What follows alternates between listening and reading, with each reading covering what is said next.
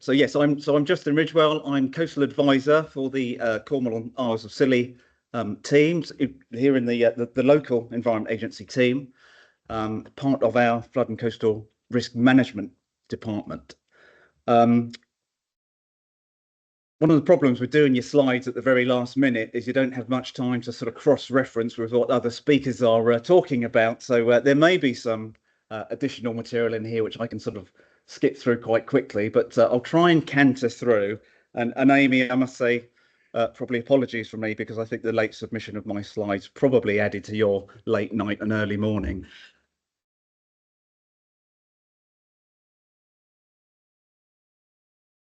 So what I'm going to talk about, and I tend to sort of move around. So if I stride away from the microphone and you can't hear me, do shout at me.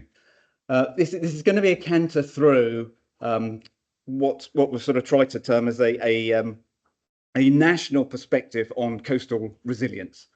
It might sort of stray into other territories a little bit, and there is a bit of a sort of local flavour to this as well. I think that's important to sort of help contextualise what I'm speaking about.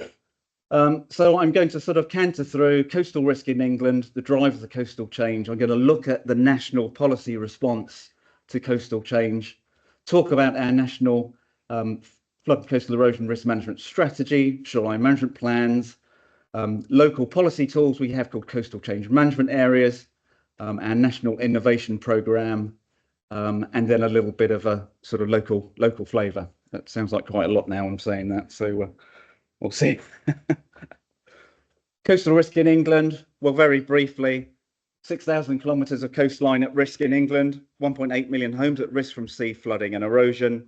We've got one of the fastest eroding coastlines in Europe, and in fact on the east coast of England, in East Riding of Yorkshire, where I was a couple of weeks ago, I think we sort of officially have the fastest bit of eroding coast in Europe, and it is quite stark when you visit locations like East Riding of Yorkshire and North Norfolk. We've got approximately 2,000 properties at risk of coastal erosion over the next 50 years, and sort of quite a shocking statistic when we think about the sort of biodiversity crisis and loss of nature is that we've lost 85% of our intertidal coastal habitat since 1850. So coastal change, yeah, that's at the heart of what we're responding to. That's why we need to be resilient on the coast. Well, that's driven by, of course, the emissions of greenhouse gases. The graph up here just showing the different trajectories of how we are predicted to warm under different policy scenarios globally. Well, this is the very optimistic one. This was the 1.5 degree Celsius pathway, but where we're tracking is sort of more up here, as most of us know. What does this mean in terms of sea level rise? Well, we know that we're committed to about 1 metre of sea level rise, whatever happens to greenhouse gases in the future, and we know that sea level rise will continue beyond 2100. But the uncertainty in terms of the actual level of rise increases as we go into the future. But globally, sea levels are rising almost everywhere, and the rate of increase is accelerating globally. We see sea levels are now sort of 20 to 40 centimetres higher than they were in 1900. By 2050, we'll see around an extra 10 to 25 centimetres of rise. And as I said, beyond mid-century, we know that we're now committed to a global sea level rise of at least 1 metre because of all of the greenhouse gases which are already in the atmosphere, and we can't wind back on that. So that's not a matter of if, it's when. There's also a 1 in 20 chance, sort of in a global context, that sea level rise by 2100 could be as much as 2.3 metres in certain places. So that's another sort of quite sort of stark value. And in a European context, sea levels are rising fastest along the northeast Atlantic coast. So, of course, that includes Cornwall. We hear a lot about increasing storminess. It's always something I like to try and touch on because it's never quite as straightforward as the narrative sometimes suggests. Certainly, there is potential for a change in our the sort of the pattern of storms that we see and the severity of future storm events. Certainly, we know a warming atmosphere holds more energy and moisture, and therefore storms could become more frequent, more severe, more clustered, and we kind of feel sometimes that we're already seeing those signals. But it's important to say that some models also suggest storm energy might reduce as a result of the impact of climate change within our part of the world and that sort of northeast Atlantic basin. And we could start to see a more marked split between winter and summer, more storms in the winter, less storms in the summer. I'm not sure if recent anecdotal evidence supports that.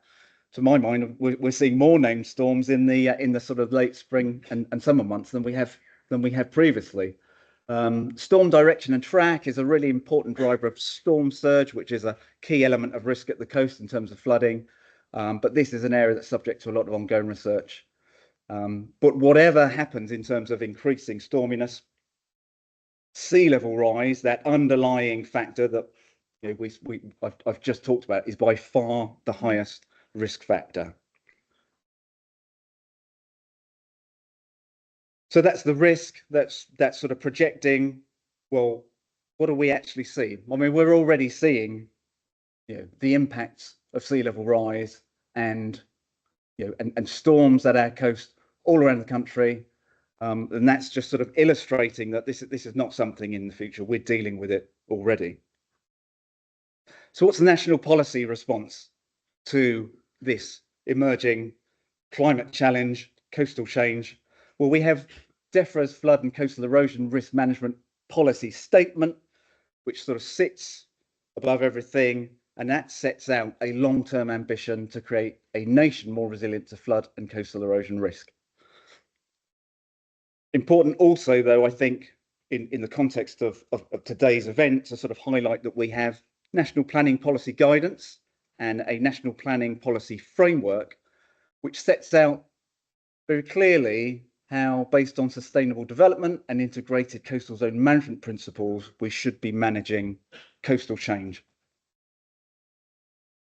And of particular interest from a sort of a community perspective are these last 3 points. So participatory planning, reflecting local characteristics, and coastal change management areas. This theme that's running through my talk. They are it's particularly important that they are reflected in national planning policy guidance, because they all speak to the importance of community involvement in managing coastal change and creating a more resilient society. So in order to implement those policy aims, well, we need strategy. We need a strategy which starts to talk about how we're going to do these things and set out a more defined set of objectives and goals. So in comes our Environment Agency National Flood and Coastal Erosion Risk Management Strategy, and its overarching objective is to create a nation ready for and resilient to flooding and coastal change today, tomorrow, and to the year 2100. In terms of its 3 key ambitions, it's about climate resilient places, it's about today's growth being resilient in tomorrow's climate, and about a nation ready to respond and adapt to flooding and coastal change. So we can really see, resilience, however we define it, is really at the heart of the strategy and all of its key ambitions.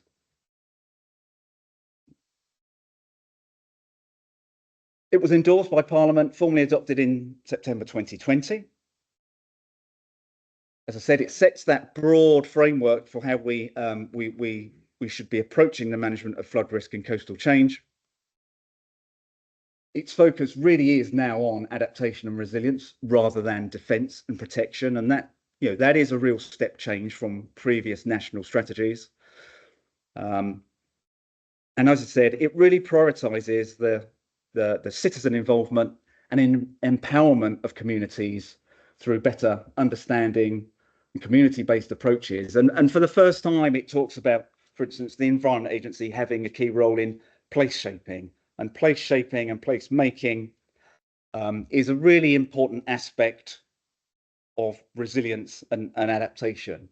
and working with communities. And at the coast, we talk about coastal literacy, improving the capacity of communities to sort of become self-empowered, own their own risk, manage their own risk.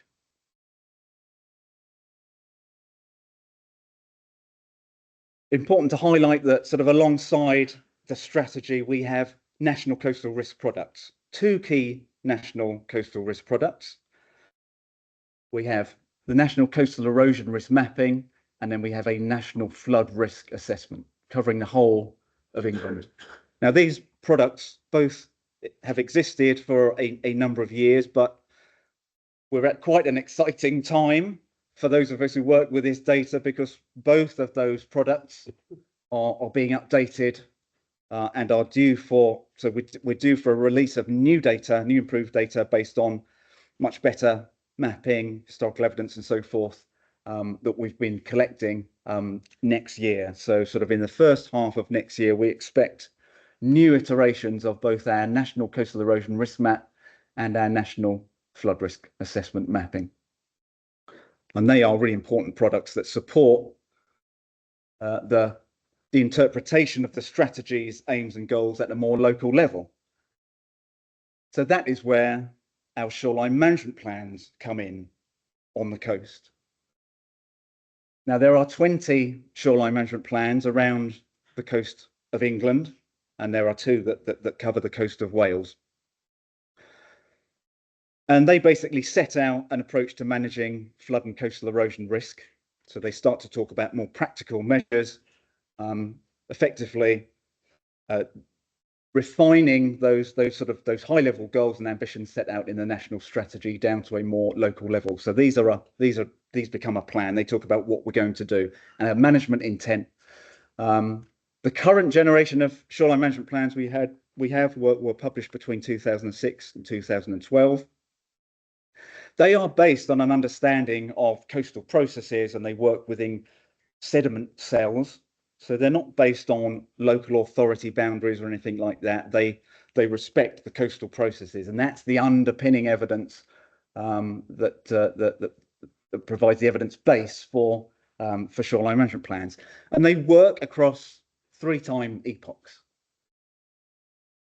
That's a short-term, medium-term, and long-term epoch. The first is 20 years, the medium-term epoch is 30 years, and then the long-term is the final 50 years. And that gives us a 100-year sort of time horizon that we're looking to. And really, that describes the fact that shoreline management plans, which are not statutory documents, but they set out a management intent which is sort of owned by all of the risk management authorities. They describe a journey from one place to another. So if we think about a place that needs to become more climate resilient, then on the coast, at least, the shoreline management plan should be describing that journey. And one of the things that SMPs can do is identify where these local policy tools, coastal change management areas, might need to be designated. I popped a slide in here about thinking about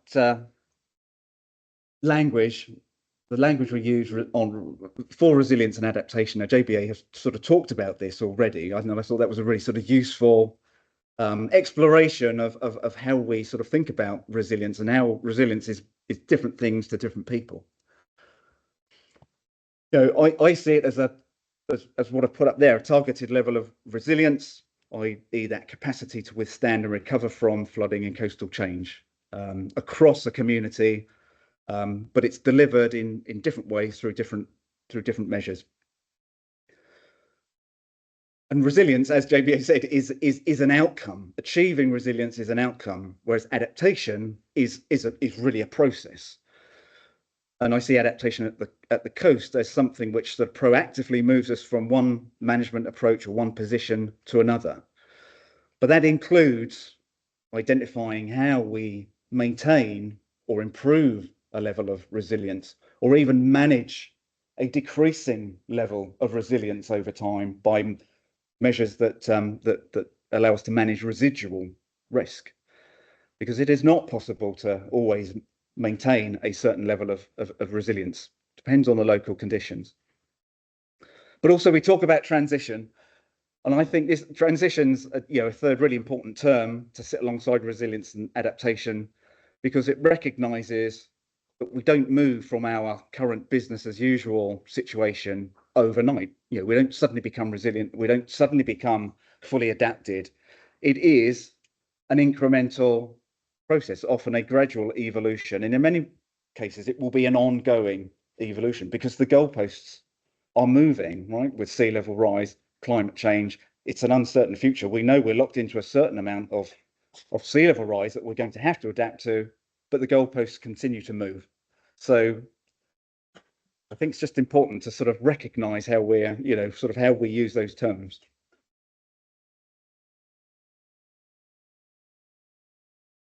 Coastal change and coastal change management areas. How do we define them? Coastal change is basically identifying where physical changes in the shoreline through processes of erosion, coastal landslip, permanent inundation, and so forth exist. And coastal change management areas are defined by our policy guidance as being areas where rates of shoreline change are likely to be significant over the next 100 years. Now, the term significant is not always useful, but we can see typical signals for pressurized coastal systems, things like erosion of our cliffs, loss of mobile sediments, coastal squeeze, increasing frequency of tidal inundation, frequent and recurring damage to defences, all indications of coastal change. Where are we seeing coastal change? Well, we see coastal change everywhere. Coastal change is a natural process. It's been a natural process for millennia. It's what shapes our coast. It's what gives Cornwall its rugged beauty. So we know change is happening everywhere, but in terms of managing risk, managing, delivering adaptation, delivering resilience, it's about planning and understanding the scale, context, and consequence of change in terms of identifying those areas where we need to manage change actively or where we don't need to manage change actively, and we might just want to step back and say we want the natural coastal processes to continue unhindered. The local flavour, coastal change management areas. Well, the shoreline management plan for Cornwall identifies where CCMAs might be appropriate. Cornwall Council's climate emergency development plan document lists a series of candidate coastal change management areas.